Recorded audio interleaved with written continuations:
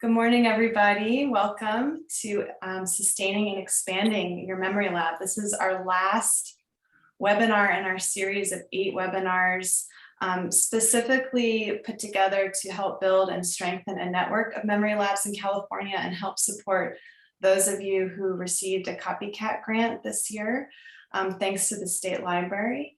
My name is Pamela Vadakan. I'm Director of California Revealed, which is a California State Library initiative that helps public libraries and other local heritage groups digitize and preserve and make available online collections related to the state's history and culture. And I'm so happy to have our special guests here, Todd and Eddie Proctor from Tehama County Library. Please feel free to introduce yourselves and say hello.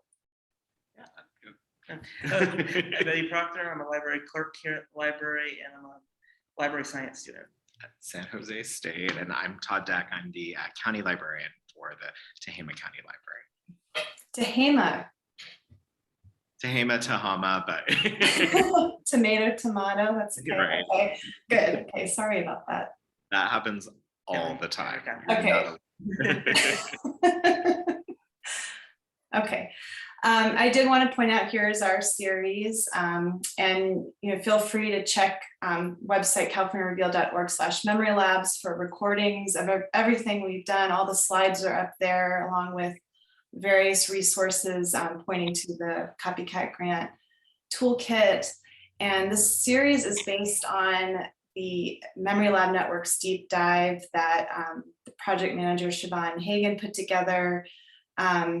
This is also based, or we're hoping that we'll be able to transfer this training to an in-person boot camp next year. That's the hope. So yeah, we are doing our best this year to kind of simulate the training online, but we really look forward to being in person in the near future next year, and really welcome your feedback on this experience this year so we can make it better next year. You can see Todd and Eddie, y'all are here in this special picture. You all were part of the Memory Lab Network training initially, which is awesome. We went through the awkward process of like opening up a VCR with like 4 other librarians. They're fun. Together. Sounds great. Can't wait to do it. So our other little series that we have going on is just getting together informally for these brown bags at noon. Our last one will be at the end of this month, right at the end of the CopyCat grant program grant period. So it would be a nice time to regroup and check in how everything's going.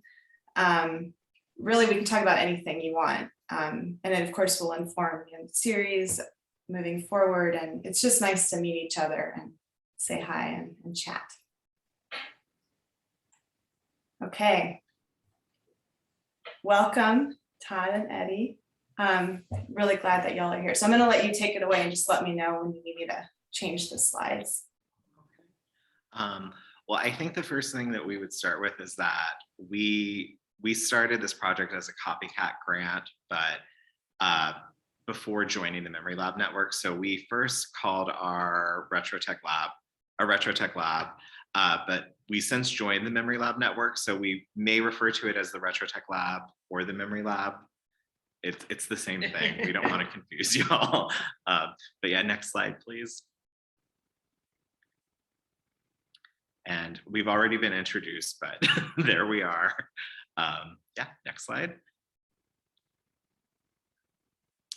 And I thought I'd just give a brief overview of Tehama County. We are a rural county in Northern California, population of under 66,000, 2,949 square miles. We're famous for Lassen National Park, but our entire county is very rural. And technology and different tools like that can be welcomed either with enthusiasm or resistance, and the RetroTech Lab definitely was enthusiastically received by our community. Next slide, please. And just a brief overview of our library. We're a 3-branch library system. Our main branch is here in Red Bluff. The photo is actually of our main branch building, which we just moved into about 4 years ago, which is a newer building.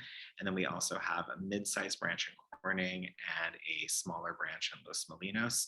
And there's a link to our website, which we do have quite a bit of information on the Memory Lab on our website. So feel free to visit that. Next slide, please. It's interesting, we were talking with Pamela before, a little bit of history is sort of repeating itself right now in the North State because a lot of it is on fire. But in 2018, Tehama County was actually between 2 counties that were deeply impacted by the camp and car fires. Over 300,000 acres burned and over 3,400 structures were destroyed. It was a pretty intense time. Next slide, please.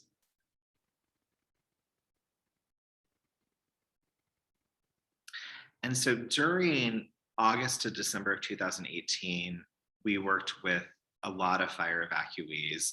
The photo in that is us doing, I think, a firefighter card program with kids.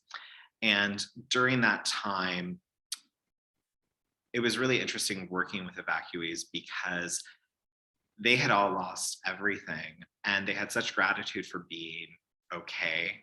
The only real remorse that they expressed was a sadness of losing their family mementos. That was really the only thing they all said, I'm so happy I'm okay. I'm so happy my pets are okay, but my family photos I lost and they're gone forever. And during that time, there was a lot of conversation, and I think still is, you know, what is a library's role during a pandemic? And I kept kind of thinking about that and then thinking about the feedback we received from the community about sadness over losing their family memorabilia. And I learned of the CopyCat grant program. And I think it's a good segue to the next slide. And so I reached out to the state library, and I had heard about different libraries in California doing retrotech labs, memory labs. And I said, hey, I know that this isn't part of the CopyCat grant program, but we think this would be a really good fit for our library, particularly considering the current climate we're in with wildfires. So we were awarded generously $10,500, and we were able to purchase, and you can kind of see a lot of it, a slide scanner, an 8mm Super 8 digital converter, a cassette tape converter, DVD VCR player, a projector, a VHS converter, a wireless projector, a laptop. We also had a little bit of funding to support like marketing, building a web page for it. So it was a very generous gift, and we got it. And it was really kind of under the same timeline that you all did, where you kind of get that like fun letter maybe in December saying, you know, you've been selected, and then you go through the process, and then August or September, it's real and it goes live. Next slide, please.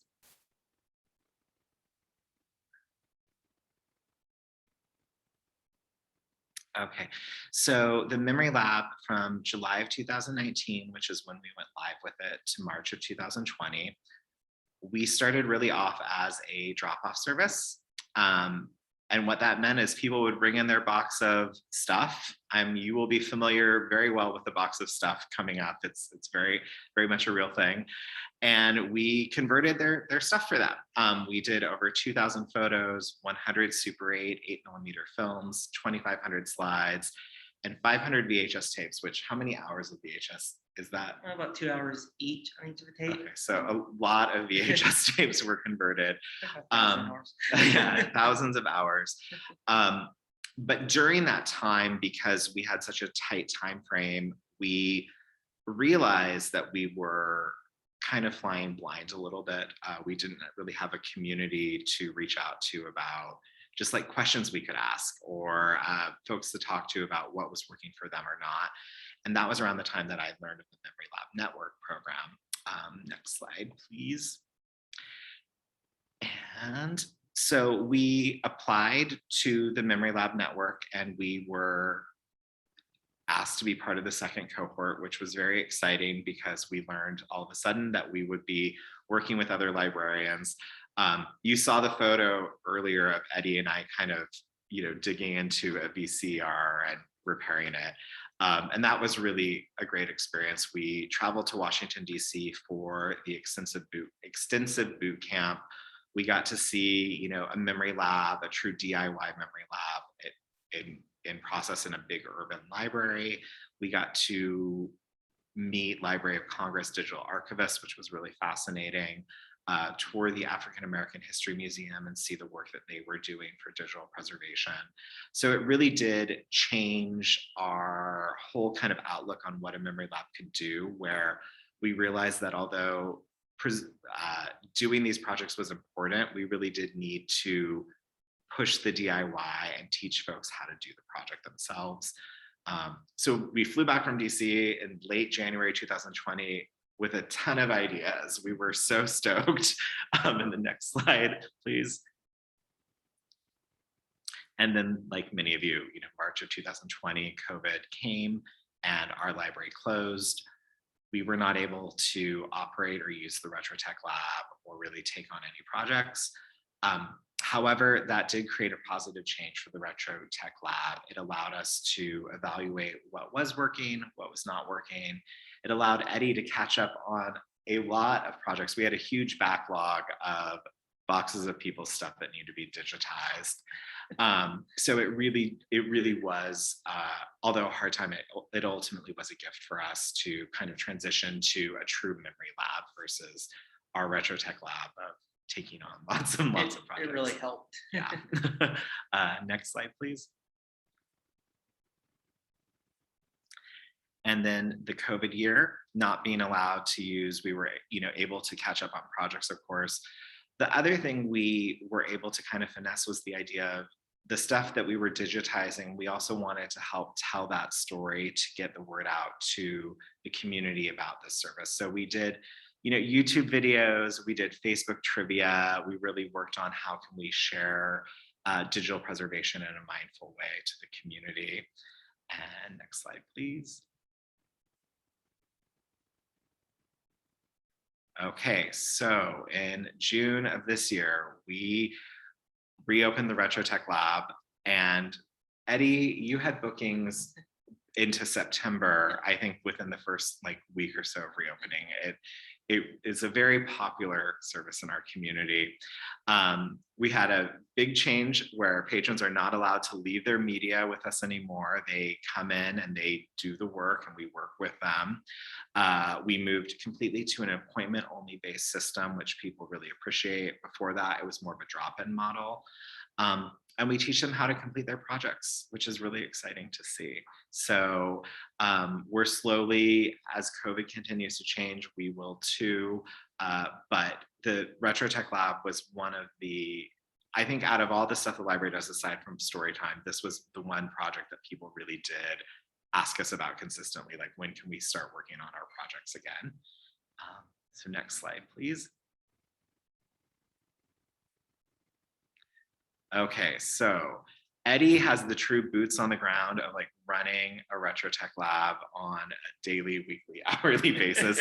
And he has his top 11 tips. It's 11 tips, right? 11 tips plus or minus for you all on when you actually start taking, working with the public on your memory lab. So take it away, Eddie. Slide, please. So tip number one I have is teach, not take. And Todd mentioned this a little bit before, but don't take media and convert it for people. You really want to teach them how to do it. And it allows you not to have a buildup, like you mentioned, and also get overwhelmed. And you really just want to embrace that DIY. Next slide. Tip two is this is dusty work. As you can tell in that photo with Todd and I, that's an old scrapbook. And it's falling apart. And you just have to have all this stuff ready. This comes in handy later with another tip, but you do want to be able to have gloves on hand, ways to care for it. But I will say it will cause some problems when you're converting with this dusty work, and stuff can happen. This is an old slide that's now no more. This was a patron's slide, but it still was able to be converted before the machine ate it, which can't happen. One kind of interesting story is this is isopropyl alcohol, which is going to be very helpful to you as you clean and maintain your equipment. Very much so. We actually had quite a bit of isopropyl alcohol at the start of the pandemic during all of the hand sanitizer shortages. So we actually used our stockpiled isopropyl alcohol to make hand sanitizer for our social services department. So it's just another way that the memory lab can be used in different ways, but the cleaning products are really important. Really and you're definitely going to need the gloves. Yes. Next slide. Tip 3 is research. And really what I mean by this one is before the lab officially opens, you really kind of want to see what the community wants to convert. It'll kind of help you prepare for what might come into the lab and at least gets you ready for it. But I think Todd has a little bit more to say on this one. Yeah, I mean, one thing I'd really encourage is talk with either your administrators or your managers about giving folks staff time to come in and digitally preserve an object that's important to them. A couple of reasons for that. One is that you're going to get used to the experience of somebody bringing in something that's really meaningful to them to digitally preserve. It also is going to help the other staff members have enthusiasm for the project and also understand it, that it is a really different kind of service model in a library. But that really does ultimately help with your learning and really getting used to this equipment. And then also the experience of, putting a VHS tape into a VCR. A lot of you probably haven't done that in maybe 20, 30 years, I think. So just getting used to how that equipment smells and sounds and people's relationship with it is really very important. It's a big part of the process, and really build that into your kind of onboarding of the project. Next slide. Tip 4 is you really want to learn the tech that you get. You want to take the appropriate amount of time to really learn it and understand the ins and outs of it before you actually work with the public. This can, you want to ask staff members to bring their own media to convert and try out the tech, and it really helps with your confidence before you reach out to the public. Next slide. Tip 4B is you want to have the instructions. You really want to have a place dedicated somewhere in your memory lab that you can just grab them and be able to have them ready. Like yesterday, a person was asking, what's the difference between 8mm and Super 8? Well, I had the instructions right there and I was able to show them, this is the difference. And they were able to see it. It also helps with important information, like the 8mm converter only uses 32 gigabyte SD cards. So we know we're going to need a lot of those on hand. And the VHS converter only uses micro SD cards. And we need a lot of those now. Next slide. Tip 5 is you really want to clean the tech. Like we mentioned earlier, this stuff is dusty. It's been in attics, basement, somewhere for a while. So it can really, the tech gets kind of dirty over time. So you really want to take care of it. Like when we learned in DC that we probably should be cleaning the VHS player every month, and we didn't clean it for the whole 6 months of the project until then. We had digitized, over 500 VHS tapes that are not stored in the best conditions. They most likely were in someone's garage. And Siobhan goes, and you really should clean your VCR, at least once a month. And we looked at each other like, oh my gosh. So and it gets intimidating with the VHS when you first look at it, because this is the inside of this one. And this is where you really want to clean, is that. And that's another thing as far as cleaning the tech, having sort of things that you can tinker with to help you get used to that experience is really important. And we're going to kind of go into a little bit about thrift stores and junking later, but like this one, we'll get that later. Have fun, take things apart, break them. It's okay. It's really okay. Yeah, as long as it's the junk store stuff, not the stuff stuff you got. Okay, next slide. Tip 6 is all about how to keep your digitized memories. Storage. This is a very important factor of a memory lab. Flash drives, you want to have them at the start because a lot of people who are coming in with a giant box of their memories, they're not going to know what a flash drive is, or they might know it, but they don't know what they need. So you're going to have to be able to explain that a little bit. And it's also the best place to at least have a quick access to their memories. But you also want to talk to them about having a couple of them, so they have a couple backups, which we'll talk about a little bit later. And that's around the idea of sort of disaster preparation, the idea of having one SD card is important, but also making sure that there's a second SD card in another place that's secure, because God forbid if something happens, you'll know that where the alternate is. So Yeah. The other thing with the flash drives to kind of bring up is, folks, this has been on their to-do list to digitize their memorabilia for a while. So they'll come in, they're so proud, they're ready to go. And then you say, oh, and by the way, you need to go to this store or that store to get an SD card. And some people don't know what that is. So having kind of these tools available to you where either you can give it out complimentary or sell them, it's really important. It really helps with the ease of the project, because we're asking people to do work before they even come through the door, which is pretty different for a library. So it's just a really important thing to build into your plans for it. Another storage device is DVDs. A lot of patrons come in, they want them. You can definitely convert them. They're just not the best for long-term storage, but you're just going to have a lot of people. That's what they want. But like I was saying, with having multiple devices to have your memories on, the external hard drive is the best.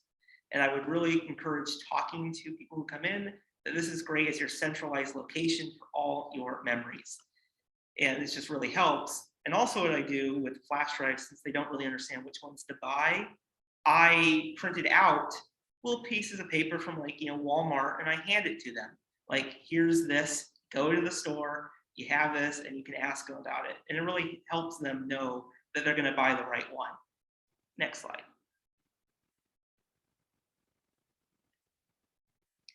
So tip 7 is you want to embrace a fishbowl model. And what we mean by this one is you really want a place in your library where people can just see everything that happens in the memory lab. You want to create different conversion stations like the ones we have here, where we have our scanner, our VHS converter, our projector, our VHS player. And that really helps. And as you can see, we also have a projector, and that helps people as they walk by see what's going on. I'm going to let Todd talk a little bit about his experience with the fishbowl model. Yeah. So one of the most interesting things about the training in DC was we toured the African American History Museum, and they have a floor where it's really for people to do their own genealogical, ancestry.com research. And it's just kind of computers all throughout the room, a huge room. But in the center of it is this glass room where all of the digital preservationists are working on projects. It's really powerful to see people make these family tree connections, and then seeing this other idea of digitally preserving these, so that way as these connections are made, a person could share a family video with a cousin that they didn't know that they had. If you can make the memory lab in as the most central part of your library as possible, do it. People get really excited seeing this work happening. It's really a very interesting kind of reaction to see, because it's truly an intergenerational project. The other thing that we do too is you can see a little bit, we have a big projector where we project different things we've digitized to help just share with the community, the work that we're doing. And people walk by and they'll have a smile on their face of, oh, I remember that, Christmas tree in the center of town in 1956. So it really is a very helpful thing. It also makes it a little less intimidating for people, where they realize, what, actually, this is a friendly environment. It's not where we're going to be like, you don't know what an SD card is, it really does help, but really try to have it be in as central of a spot as possible. The DC Public Library, they have theirs right in their computer lab, which is probably the busiest section of the library. And so it really does help with the whole process of kind of celebrating this DIY aspect, and then also getting people to have awareness of digital preservation and why it's important. Next slide, please. So tip 8 is you want to leave the fishbowl. You want to go to the secondhand store, you want to go to the local dump. I'm gonna let Todd talk a little bit more about this. So the photo is actually Paul, and he works at our local landfill. So when we came back from DC, I just said, Paul, what like old, audiovisual stuff do you have? And he hooked us up. So then we were able to have VCRs to take apart. So that way we could build our confidence in just that process. He hooked us up with things like, you guys may not have seen this in a while, things like just a VHS rewinder. Having stuff like that available is actually really helpful. We got this you got that at Goodwill, right? I think local Salvation Army, I think. Little slide viewer. And my cousin's an electrician and fixed it up. We have this 8mm Super 8 viewer, this Bea. We have Came from a camera recorder. Because that one's really cool because that one came from someone who actually was converting 8mm VHS tapes. Even just having kind of these random old objects out on display can help build interest in the memory lab, because people have a spark. They're like, I haven't seen something like this in 30 years. What are you guys doing? But stepping out of the fishbowl and talking with the community and going to different thrift stores and vintage stores to get these different tools, because they do really come in handy. We even have a Polaroid camera, which when I'm doing tours of the library, I'll just take a picture and I start with a Polaroid, and then we end with touring the memory lab, and I show folks how to scan the Polaroid, just so that way for younger people, where they have a completely digital life, to understand what a physical object is and how to get it actually into a digital format. There's a process involved, and people just like Polaroids. I mean, they're cool. So next slide, please. So tip 9 is it's their story. You really want to know, the most important thing is that you're helping people digitize their memories and basically be able to have access to them again. And their memories matter, and this Red Tech Lab can really help people access them again instead of being just in a box. It's really important. That idea of your memories matter is something that Siobhan really talked with us through the training. And the memory lab is also kind of this magical place where people can watch their wedding video with their children, and they've never been able to do that. We have a cassette tape converter where a person had a cassette tape of her husband who had passed away, and she got to hear his voice for the first time in like 20 years. So, this is really, meaningful work. It can be intense at times. You're librarians, so you all know how to, put up those kind of boundaries, but it is definitely important work to do, and really maybe even try to have a beginner's mindset with each person you work with, because each memory is different and each piece of media is different too. Next slide. Tip 10 is all the media.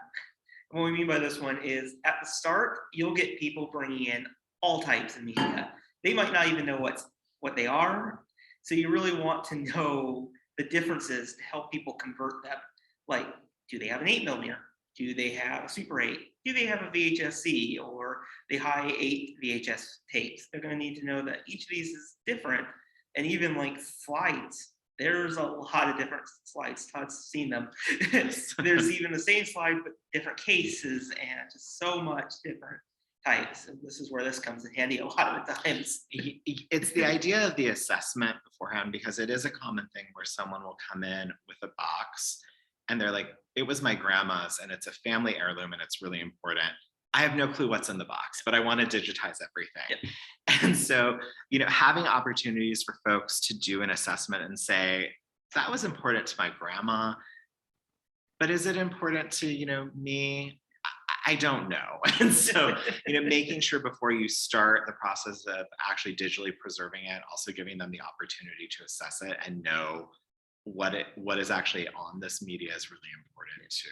And it also kind of helps to create something like a sheet of paper that just has everything you can convert right in front of you to really help people. It really can help. Okay, next slide. So tip 11 is convert or not convert. Now this is basically relates to an idea called clumping. Todd's really good at explaining it, but it's really about what really matters to them and what do they really want to convert. Like he has a good example. Well, so when we did the training in DC, we met with Library of Congress digital preservationists, and they take on people's personal collections and then digitally preserve them. So they have this idea of clumping, which is deciding what within this archive, if you will, is worth digitally preserving. So it's an important part of the process that's also the DIY component of letting people know, how time consuming digital preservation is, and also that digitally preserving everything maybe isn't really what they need. Maybe in that 6-hour VHS wedding video, it's maybe just the 20-minute ceremony. That's what they want to preserve. It's an uphill battle because a lot of people they don't want that responsibility of deciding what is important or not. But having an SD card with like 1,000 files on it isn't necessarily setting the next generation up for success. So really trying to find the most meaningful objects within your collection as a starting point. Actually, I just remember this too. The DC Public Library has a podcast on digital preservation, and Robert, who runs the Memory Lab, has a great interview with somebody about the clumping process and how it was actually really helpful to her. She had boxes of photos and how important it was for her to actually go through the photos, deciding which ones were worth preserving. So it's an uphill battle, but it's worth it. Next slide. Okay, so sustaining and expanding your memory lab. You guys are all in the process of actually starting to work with the public doing it, and you do it, and there's all of this great momentum for it, but how do you kind of build this into as an ongoing initiative within your library? I think that the reality for all of us as Californians is that having it be a key part of disaster preparation is really critical. This is a real solution for people that have the stress of maybe my home, might burn down, God forbid, or earthquakes, or all of those different things that are realities of life in California. So really having it be part of that conversation as here is a solution.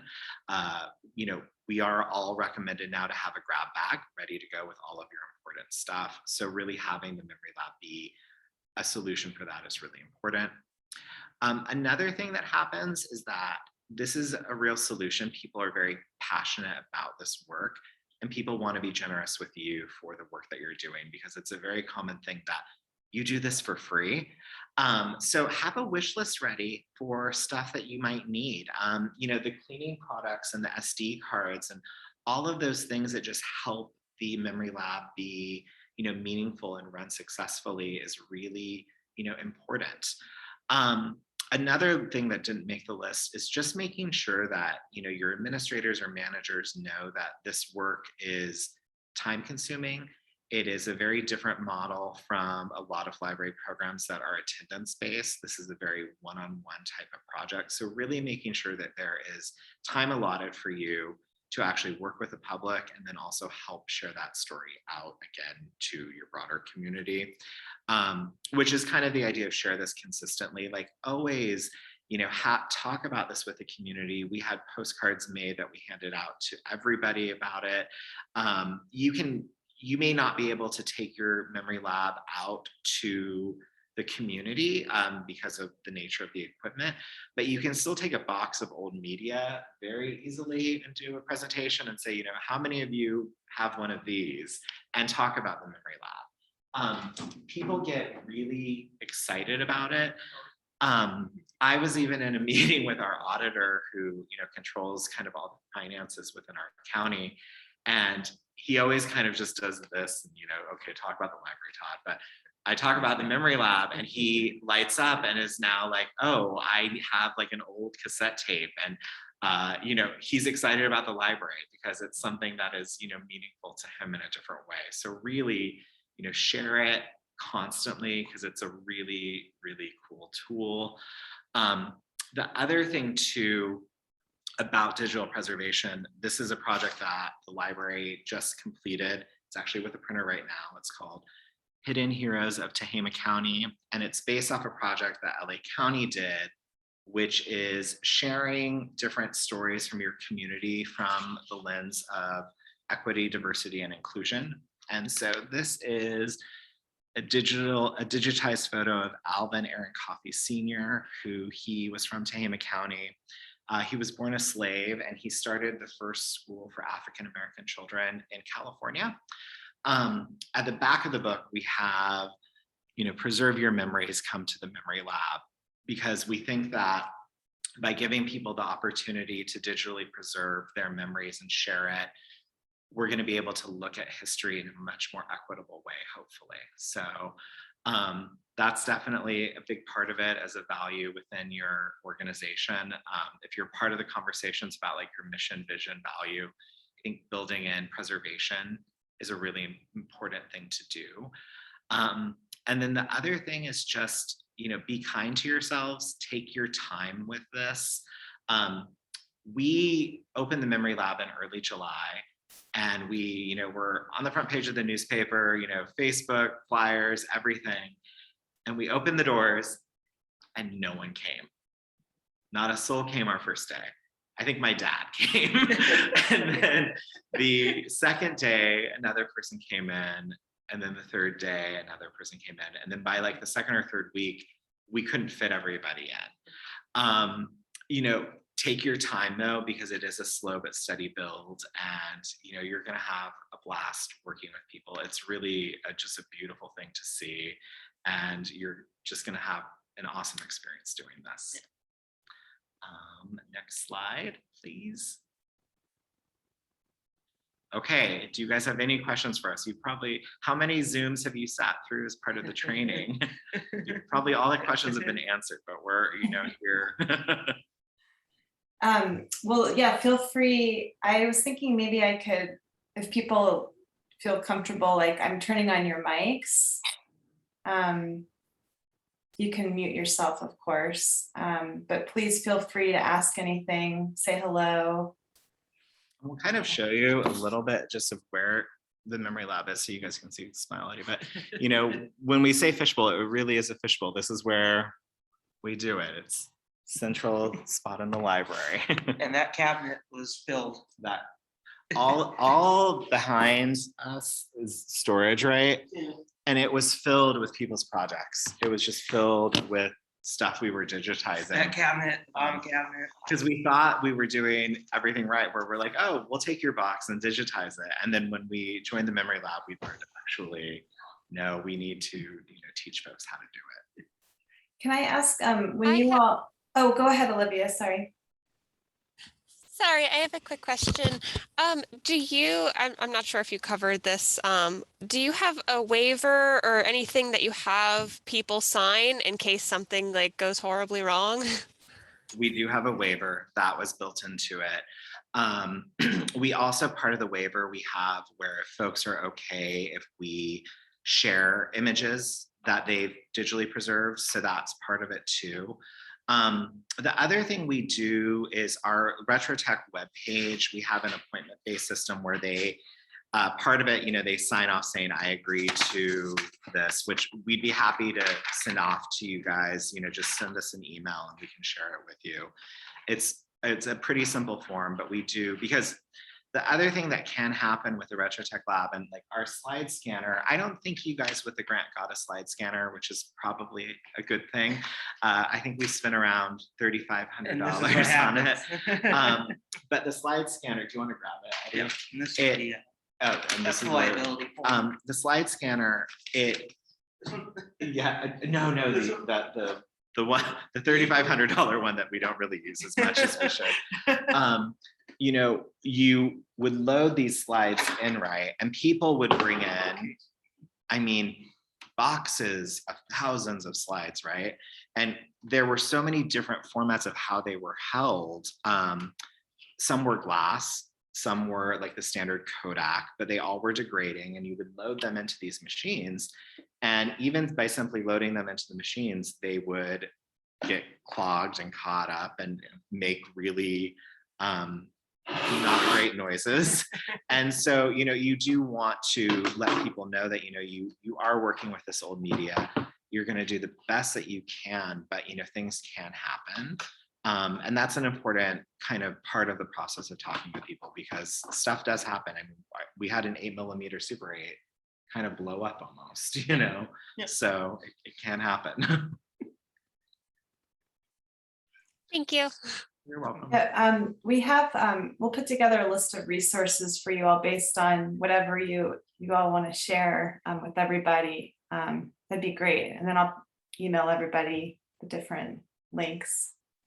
Yeah, if you can build a separate like Memory Lab webpage where it just sort of has all of the different stuff you have, and then sort of your hours and maybe even an online booking component, that's really very helpful, just because there is going to be a lot of interest in this service, and appointments can book up really very fast. So, and it's also important to let them know, as far as frontline staff, like if someone's like, I have 10 VHS tapes I want to bring in, and that's when the person can say, well, actually, you get a 2-hour window. An average VHS tape is 4 hours long. So really maybe pick the one that you really want to, digitize first, and then, start with that. And then, you can kind of build your next appointment for that. That was one of the questions I had for y'all, is when you converted to teaching people how to do it themselves, and just speaking about clumping and selection and assessment, like all of that. Do you build that into the training when you meet with individuals, or is there like a little bit of prep you do before people come in? Like, how do you communicate that message to people and prep them? I mostly tell them that they get 3 hours. I haven't really had too many people bring, like they have a lot of stuff right now. It's mostly people have a couple of VHS tapes, but then I do tell them, like, when they have like all these, VHS tape film, which ones do you really want? They're like, I don't think I want this one. They look it over it and they move on. But you're also going to get people who has the photos. You're going to have a couple types of people. Some people, they just have their scrapbook, their box of photos, and they don't want to be talked to. They just want to scan them and get on with their day. That's all they want. So you're going to have to really just know which patrons are going to want to be talked to. And some just want, where's the machine? How do I do it? Thank you. That's all I need.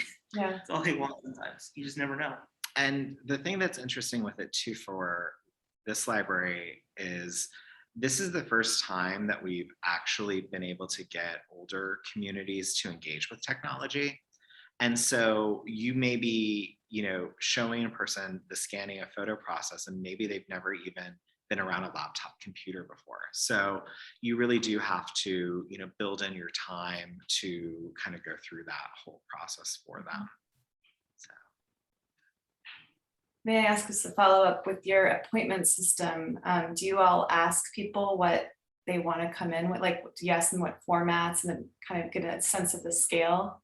Yeah, I do. I like to ask them, just because it really helps me basically know what to expect for that day. Yeah. But it also helps, like, okay, if I have a VHS, well, then I could have someone who needs photos quickly. They can still come in maybe a little bit earlier, and it just helps to know there's not going to be that, kind of conflict there. And like, I do have to ask though, because sometimes when they say, oh, yeah, I have 8mm. Well, does that mean 8mm or the 8mm VHS tapes? So you Right. have to you have to also be clear with that one, and they might not even know. Sometimes they just say, oh, I have a VHS tape, but that's it. And they'll get here and like, oh yeah, this is the format. I'm like, oh, we cannot actually convert that. Right. Does anyone have questions? Are you guys excited or nervous about starting?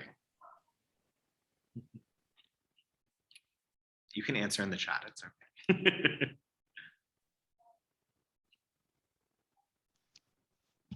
So, okay, I have a question then. So you have like someone, a staff member, someone there at all times kind of a deal? Or how do you kind of go about staffing it? Because that's a concern that I have for us, is that like it's kind of going to be, you know, off in a corner in the library, and that's where it's set up. And the only staff I have available are those who work, you know, the circ desk. And not all of them are quite technically savvy. Some of them are very intimidated about this coming into their space. I think the thing that I would use as the model is, you know, this isn't like a 3D printer in a library. So I think what I would recommend is, you know, Eddie's allotted specific time with his schedule that is memory lab specific, where he has, what is it, 4 hours?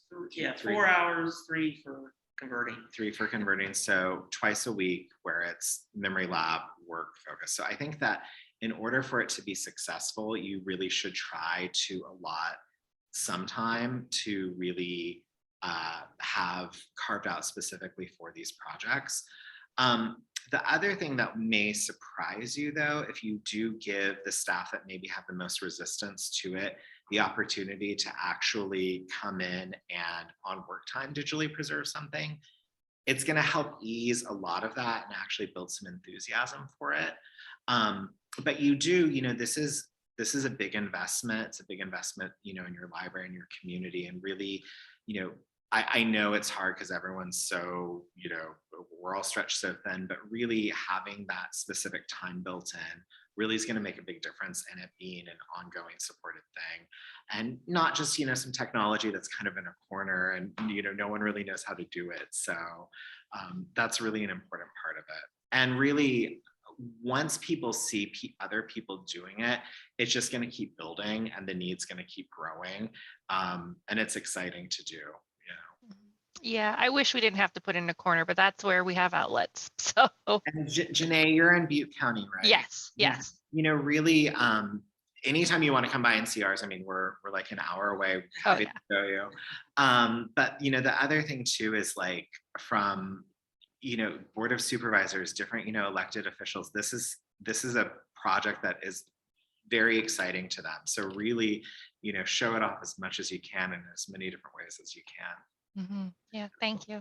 Sure, the Polaroid camera really makes a difference, I swear. I wanted to point out too that originally, didn't you all have your setup on a cart and you would roll it in and out of the meeting room? Or is it still rolling, or do you pretty much have it set up now? We have a VHS converting station on the cart. Okay. And that way, when it was like some reading, they just moved it out of the room. And that was the only thing. Everything else is now just permanently put there. Well, and what we did when we first started it, because we had all of this different tech. I mean, we had cassette tape, you know, converter. We still do. We have, you know, the 8mm Super 8. We created different stations every day when we were operating it, showing all of the different equipment. And although that's great, I think the thing that we learned from the DC Public Library model was that really it's VHS and scanning. Those are kind of the two big needs, I think, really anywhere you are. And so really, because we've moved more to an appointment-based model, we take out what's actually going to be used during that session. But for tours or different types of events, we do try to take everything out so that way everyone can see all of this stuff. Even when we were prepping for the presentation, we had all of the old tech just out on a table while we were getting prepped, and like people were peeking like, I haven't seen that in, you know, 30, 40 years. So Yes. it's fun to see. That's cool. Olivia had a question. How many staff total have been trained in running the memory lab? So Eddie is our memory lab expert. We have Brittany, who is pretty well equipped on The it. 8 millimeter, because I wanted someone else to know the 8 millimeter when I take a break. Yeah. And then we have a staff member, David, who he's an extra help employee, so he is well equipped on it. But it's one of those weird things where you do sort of want like an expert on it, but you do want to make sure that, you know, God forbid, Eddie's not allowed to ever leave, but if he does, you know, that there is some knowledge with it, because it is intimidating equipment. And it's even more intimidating because, you know, these are people's memories, and, you know, you don't want to be the one responsible for, you know, messing up, you know, a wedding video for someone. So You're like the observer. yeah, exactly. You watch everything that happens. Exactly. Make sure to try to prevent things from burning down. So It almost happened. yes. Couple times. Yeah. And you know, the thing we were talking about this presentation because we were a little bit conflicted because we're showing this like neatly packaged bow of where we got there. You know, we've been doing this for 2 years, and there have been pandemics, fires, closures. We went from having all of this back area filled with people's stuff to transitioning to DIY. I mean, really, it was a series of a lot of mistakes. But, you know, with the Memory Lab Network, particularly in California, that we're, you know, building a community of practice, like, you know, we're all here to support each other and even share different resources as they come in. We're getting, through the Memory Lab grant, we're getting, you know, a mobile memory lab where we're going to be able to do specific outreach projects. So, you know, we're all going to keep learning and doing, and it's just an exciting time to be doing this type of work. Yeah, and I think people could learn from your curbside setup too, because I know some people are trying that even this year during closures. Well, and you know, and we had talked about this a little bit, Pamela, but you know, if your library has a like Veterans Connect booth, you know, really maybe one day just have the scanning station there. You can do different, you know, projects where, you know, people can bring in, you know, an item that's meaningful to them and digitize it and share, you know, why. There's a lot of different things that you can do. The other thing too that's interesting is like we've done tours of the Memory Lab for artist organizations that want to digitally preserve the medium that they're working in. Of course, historical organizations, but there's a lot of different groups that will have just a real authentic interest in this. So it's an exciting thing to share out. Yeah, it's a great idea to just tap into different communities. Just, yeah, sharing consistently, as you say.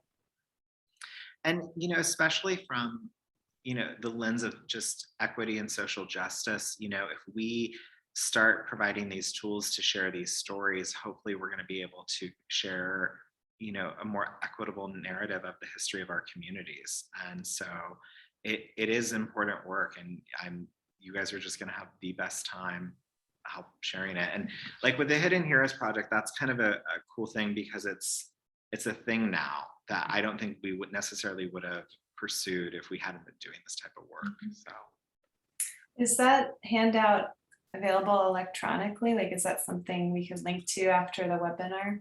Hidden Heroes. So September 1st, we'll have a downloadable, and we can send you a PDF for it. Cool. Yeah. Yeah, I don't know if there are other resources folks are wondering about that Tehama County could share. I mean, I think it's wonderful. You all have been doing it for 2 years.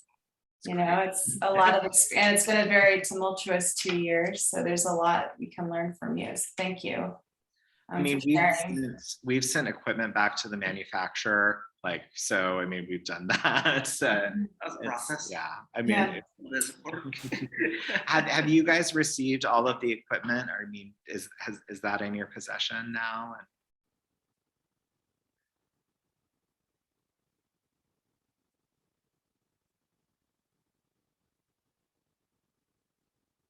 Okay, well. Because one thing we did is when we got the boxes of stuff, we kind of did like an unboxing and like did photos on the library's Facebook page. And so Olivia said we are planning to start next year. And, Olivia, the thing that if you're starting it next year, that's interesting is, new year, it's a lot of times where people are going to kind of address kind of, different projects and different things. So you could really kind of position it as like a new year, start your digital preservation project and kick it off that way. And Kimberly said we got most of what we are planning to do, but we had to make a lot of adjustments, especially for VHS and mini DV. Yeah, that. I haven't been able to start mini DV. Yeah, I haven't been able to do that. We haven't even started. Yeah. So, but home movies, home movies are, I think, a really important thing. And, hopefully with COVID-19, improving, there's maybe even opportunities to do different events around stuff that you've digitally preserved, like film screenings and different things like that. So it's the sky's the limit for what you can do. Would you all be willing to share maybe your supplies list, like what you have going on now, and then what you're planning for the mobile setup? Because that could be very practical for people as they're starting to buy. I mean, Olivia's right at the beginning, and then for those who are still buying, it could be helpful. Absolutely. Like And the cleaning stuff sounds pretty important. Well, the thing that's funny with the cleaning stuff, like with the isopropyl alcohol, is that you couldn't find any for a long time because it's, the main ingredient for hand sanitizer. So Yeah. And it is dirty work. Like, don't wear like your favorite, whatever. Because I remember like our Cattle Women's Association has like scrapbooks from like over 70 years ago, and they wanted to, digitally preserve it. Like gloves. And so, you have to take it apart in order for the pages to fit on the scanner. And it just, it looked like I was like a coal miner after doing one of those. This is why. Gloves are important. We should make some memory lab aprons. I love that. That'd be cute. Preservation to the people. So. Yeah. Janae mentions after every one of these webinars, I discover something new I need. And honestly, the list always keeps growing. And you may think you have every single T crossed and I dotted, and it's just, it keeps changing and growing. And but that's the fun part about it too. Can I ask how you made the connection with the I want to call it like the landfill, like junkyard? Like how did that happen? And is that ongoing? Do you check in or? Yeah, we, have had a partnership with them for a long time about doing just sort of recycling programming and different events. And I had told them about the project, and then I reached out after we were in DC, and I said, we really would like to have some old tech to be able to just either use or take apart, and they help us out anytime.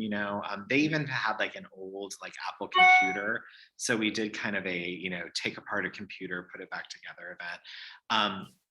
Doing that is something I really would encourage, because it helps you just build some confidence in the tinkering aspect of this type of work. And also it helps you understand that it is dirty work. These VCRs are old. And then the thrift store component too is just, it's a fun thing if you're into, junking and stuff like that. But, like this VCR rewinder is actually a really helpful tool for us to have, because it also helps preserve the life of your VCR, because that equipment is harder and harder to find, every day. So. Yeah, I know some people have been having trouble finding some pieces, and we Siobhan posted a spreadsheet of sources and equipment providers, but I think it would be wonderful if we could add local contacts. Like maybe you could be like your region's central source, especially maybe helping Janae, who's close by, like others who are building labs up there. Well, and there's a lot of different resources throughout your community, like high schools. If they have an AV department, reach out to them. They may have some equipment that, is just in a storage room that could be used, that they'd be happy to lend to you. Of course, like your local radio stations and TV stations.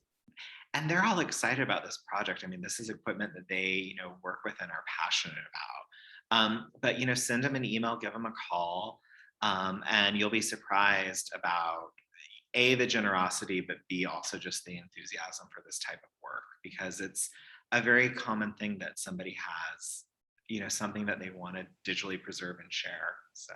Yeah, that just reminds me too that there's a generation of technicians out there too who might be interested in helping service and train you on the equipment, or maybe even come in and volunteer and help with the lab, because some labs are volunteer run, so.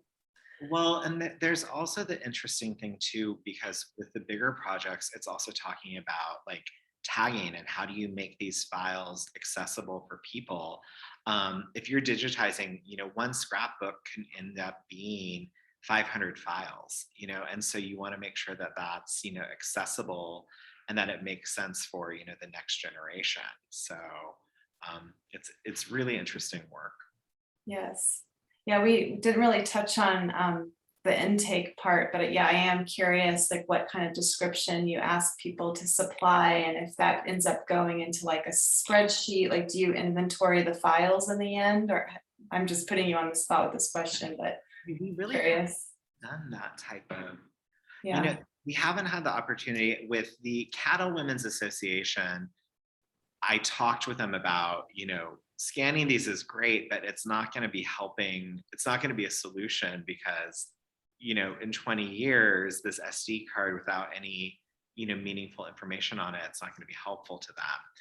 And I think the lesson with that was that it was almost kind of, they thought that just by scanning it, it was the solution, and not realizing that there's this layer to it.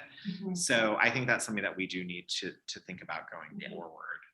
Well, I'm putting my California Revealed hat on because we are happy to provide backup preservation and access for anybody, wanting that service. If it's California history, we're happy to help.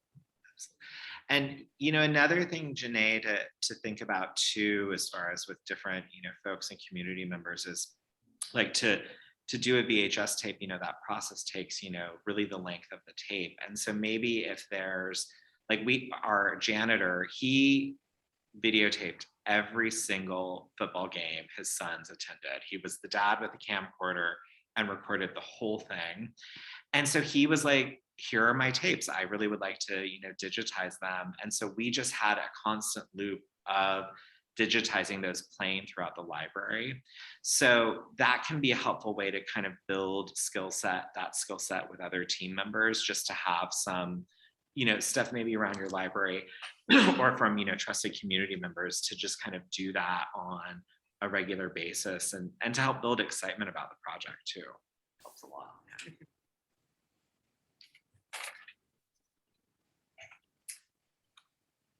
Are there any other questions or comments? You feel free to speak up, or if you want to ask in the chat, don't be shy. And don't be shy to reach out when you're starting to implement this and have your questions. I mean, we may not have the answers, but we definitely are here to support you all and make these successful for you. And I love your tips and practical advice. This has been really wonderful. I don't really want to go. I mean, if anyone has, we have till 11:30. So if people want to ask anything else, and our contact information's here. So you feel free to email and keep in touch. And we can also get together at the next Brown Bag 2, which is coming up August 31st. That's the registration link. August 31st, Tuesday at noon.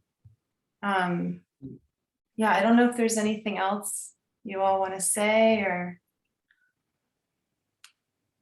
I think that the only thing that, because I'm coming at it from the lens of a library director, but like really making sure that your administration and management kind of understands the project and the time it takes to do it, and then really get them to agree to let staff members come in with their media and for an hour or two go through the process of digitizing something. That makes a big difference in the overall just enthusiasm and understanding for the project. And it's very accessible for people because everyone has, you know, some memento that's meaningful to them. So Yeah, it helps a lot. what about you? I mean, what tip would you have for folks starting out? Honestly, just get excited for it. That's honestly it. You know, don't worry about it and get overwhelmed with media or any of that. Just get excited for what you're doing. You're helping people out in your community, and that's just really exciting. And really don't get bogged down in the thought that you're gonna destroy a VHS tape or a photo or 8mm. It just happens. The stuff is old, and they'll understand it. They'll understand that this can happen. That's why we have the forum. But that's also why the DIY component's important too, because if they're there and they see, you know, that you were being as careful as you possibly could, that makes a big difference versus if they just dropped it off and then something happened to it. Yeah. They don't see what happened. They don't understand. But also, I think one of the things that was really helpful for us too was just that there was one afternoon during the COVID closures where we simply took apart VCRs, cleaned them up, and put them back together. And it was kind of this thing because, you know, I'm not a mechanic, you know, and so, you know, so using a screwdriver and things like that is not, it's just not in my journey regularly. But by doing that, it helps build that confidence in a big way of just like, okay, I can't do this, and it makes a difference in people's lives. The other thing I think I'd share is just my sister was riding in an Uber in our town, and somehow like my job came up, and the Uber driver said, you know, I haven't been into the library in 30 years, but I want to digitize some of my grandparents' wedding photos for their anniversary, and I'm planning on coming in next week. You know, people will engage in the library for the first time in a long time and talk about it in a really different way, which is really a very exciting thing to just contribute back to the community. So it's exciting. Things are going to change in a really positive way for the work that you do. I believe that. I appreciate too how you all talked about, you know, it's okay to start slow, and, you know, people will come eventually, and allowing that time and space to just let it grow. Well, I think one of the things that kind of led us astray when we first started was that we got the funding, we got the stuff, we started it, and then right maybe a month after starting, you know, our reports were due. And so how kind of the reporting mechanism was built is we felt that like if we could say we digitize, you know, 100 videos and all of that, that meant we were doing a really good job. And although that was part of it, the Memory Lab Network really allowed us to understand that this is much more intimate, slow work. Yeah. And it really, I think, transformed our whole approach to the service. So.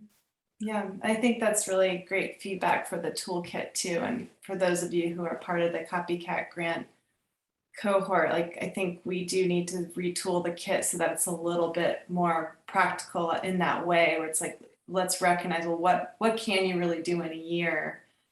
And it might not be digitization yet, you know, but that's kind of where, that's the goal, right? Because I think built into the toolkit is this idea like, yep, just set it up and start rolling. But, you know, there's obviously a lot involved in training and getting the equipment. And yeah, there's just a lot of steps that really take real time. And then the troubleshooting, that's just a lot of unknown, you know, and the unknowns, many unknowns. So yeah. Well, you have this new equipment and you're feeding old stuff into it.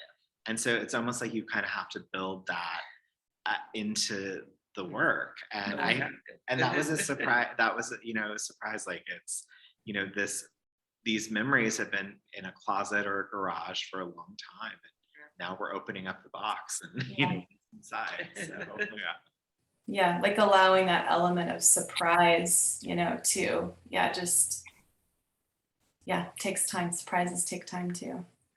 Well, and the other part too that's interesting about it is there's this book out called The Lost Family by Libby Copeland, and it's all about how home DNA testing is sort of just changing family dynamics in history. And it, you know, it's really the first time ever that, you know, we've faced that as a culture. And the memory lab on a certain level, you know, it could be where perhaps someone's digitizing something and they learned something about their family member that they didn't know. And that's a very real thing. That's one of the things to be careful about too, about the fishbowl component. You know, it may be where, you know, maybe the VHS player for, you know, this project shouldn't be in a visible space because the person doesn't know what's on there. And, you know, we want to give them the space to be able to assess that and make sense of it too. So that's happened a couple of times, nothing too crazy, but, you know, they're like, oh, I didn't know my grandma, oh, whatever, you know, so it's just an important part to, you know, be mindful of. Yeah, that's a good point. I think it would be helpful to have resources around, like sensitivity around just kind of digging into, just not just surprises, but new information and allowing people to have that space. I think we talked about at the very beginning when we met with Suzanne from LAPL, like you kind of, it's a delicate balance because you want to be able to see what's happening, but also allow the patron space and some privacy. So it's a little bit of a balance. And sometimes it's also just asking, are you okay if I see this? Right. And if you're not, I can show you the steps and then I'll just let you do your thing. But that can kind of help change that too. So, totally. Well, thank you so much, you guys. It's really wonderful. I don't know if anyone has last questions. Thank you for bringing your enthusiasm. We're happy to share. And really, you know, if the one thing that did change it for us was joining the Memory Lab Network, because then we do have a community of practice to reach out to. It helps a lot. I mean, before, you know, we got the funding and we emailed a few libraries about what to get, and then we were kind of on our own. So, you know, we want to be able to support each other. We don't feel alone anymore in this. Exactly. Yeah, and I am hoping that's a nice segue to plugging the Slack. I don't know if anyone has tried getting on there, but there's a very active Memory Lab Network Slack conversations happening and different resources, questions people post. And you all should get invites to join that community. And Siobhan, I think, has monthly webinars. They're very frequent on all sorts of topics. And, you know, people post photos of, you know, this broke, what do I do? And so there's a lot of just really interesting troubleshooting that comes out of that too. Yeah. And I'm happy for us to, we do have a California channel there. So like, you know, we all can talk there. But I don't know if others want some other mechanism to connect in the state, like we could talk about that too. I just know that the Slack exists and it's active, and it's like, oh, we might as well just jump onto the Memory Lab Network, you know, national, international channel. But I'm also happy if we want to do something local too. I just don't know what people want or prefer. So that'll be kind of part of the follow-up survey to all this training, is because we definitely want to support you all and connect you all and keep the connections strong. So I am excited about the CopyCat grant kind of enabling this and bringing your energy. Well, and just sharing kind of what works for you. Like I do a monthly report to my board of supervisors, and I always include 100 years ago, today newspaper of what was going on.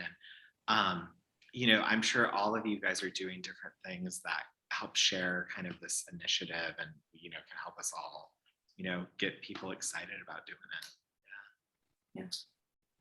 Yeah. Awesome. Well, thank you everybody for coming. It was really nice to be together. Hopefully we'll see you at the end of this month, and let's keep in touch. Thank you so much, Todd and Eddie, for your advice. Sure. May I ask Janae, what branch is the memory lab going to be at in Butte County? It's going to be in Orville. Okay. Yeah, I was originally in I was in Orville, so it's like, okay, we'll go here where I'm at because I can keep an eye on it. And Yeah. then I got transferred back to Chico. So Good. that's going to be interesting to see how it plays out. Well, let me know when it goes live. We'd love to come do a little road trip and see it. So. Yeah, absolutely. We're also doing a pop-up component of it too, where we've got the 6 small scanners and 6 laptops, so we can travel around the county and at least do scanning of photos and slides. So that will be great. Love that. Because not everyone wants to travel to Orville. Like, they just don't. It's so far. I know, it's 30 minutes away. It sounds amazing, Janae. Well, thank you all. Yeah, let's keep in touch, and lots of thank yous in the chat. So thank you, thank you, thank you. Everybody take care. Be safe out there. Thank you, you guys. We had a blast. Thank you.